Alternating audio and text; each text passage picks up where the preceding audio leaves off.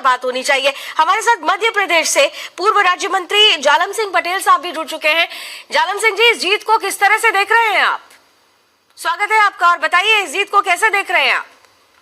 आपके चैनल के दर्शक और बिहार वासियों को बहुत बहुत शुभकामनाएं। उन्होंने विकास की गति को चुना है और देश के प्रधानमंत्री सम्माननीय नरेंद्र मोदी जी, जो दुनिया के सबसे लोकप्रिय नेता है, उस नीतीश कुमार जी जो उन्होंने बिहार के विकास के लिए सर्वस्व न्यौछावर किया, एक ईमानदारी छवि के रूप में वो दोनों नेता सामने आए हैं। दूसरा मैं कहना चाहता हूँ, भारतीय जनता पार्टी एनडीए जो अंत्योदय का जो हमारा विचार है, सबसे पिछड़ा सबसे कमजोर व्यक्ति हो चाहे क्षेत्र हो, उसका विकास होना चाहिए, और वो काम करके एनडीए ने दिखाया है, नीतीश कुमार जी की सरकार ने दिखाया। इसलिए ऐसा मानता हूं कि विकास को भी चुना है बिहार की जनता ने, और जो हमारी गुड गवर्नेंस उसको उन्होंने चुना है। और देश को भारतीय जनता पार्टी एनडीए देश को सर्वोपरि मानता है, उसको उस विचारधारा को भी उन्होंने अंगीकार करते हुए, और ऐसा मानता हूं कि हमारे जो प्रत्याशी थे उन सबको उन्होंने उनको चुना है।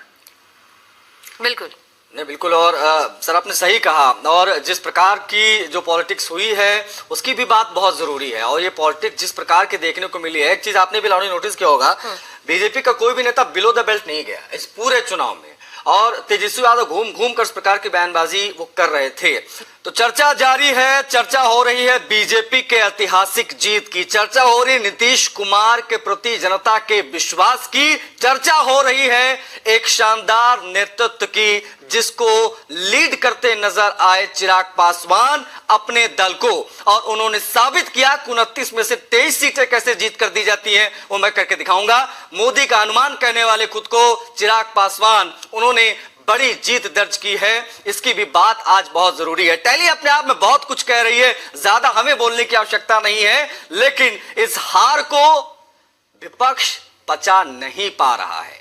अब एक बार फिर से वही लावनी रटा रटाया बयान शुरू हो गया है कि भैया ईवीएम हैक हो जाती है, चुनाव आयोग इनका है, मीडिया उनका है, इसके आगे ये कब बढ़ेंगे? हम कब तक कहते रहेंगे इन लोगों से ग्रो अप, आगे बढ़ो, मूव ऑन करो इन तमाम चीजों से और जनता के बीच जाओ, ये नेगेटिव पॉलिटिक्स बंद करो, ये हम सिखा रहे हैं आजकल विपक्ष को, ये स्थिति आ गई है। सबसे बड़ी बात तो ये है कि यहाँ पर इस तरीके के जब भी बयान दिए गए विपक्ष की तरफ से, बीता इतिहास रहा है उससे सबक लिया जाता है, लेकिन यहाँ पर विपक्ष उस बीते इतिहास से सबक लेना ही नहीं चाह रहा है। और कुंदन जी, सीधे आपके पास आते हुए, कुंदन जी, अगर आपको